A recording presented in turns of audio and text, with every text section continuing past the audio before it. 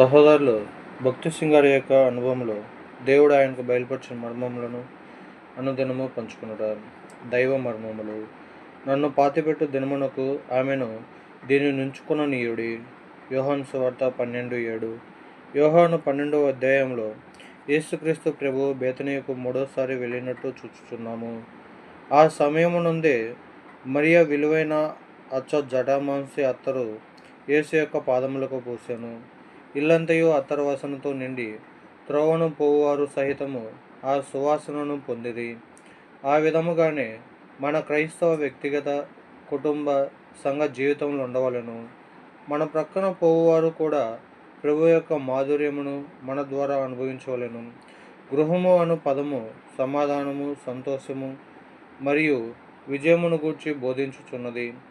మరియ, Martha, లాజర్ల గృహము మొదట ప్రతిదినము దుఃఖముతోనూ అవిశ్వాసము, సనుగులతోనూ నిండి ఉండెను.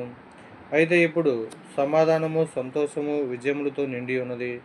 మనము కూడా తిరిగి జన్మించక మునుపు దుఃఖసహితమైన గృహముగా నుంటిమి. మన జీవితంలో పతనములతోనూ తొట్రుపాట్లతోనూ నిండి యోహాను 11వ అధ్యాయంలోనున్న బేతనీయ వలె నుండెను.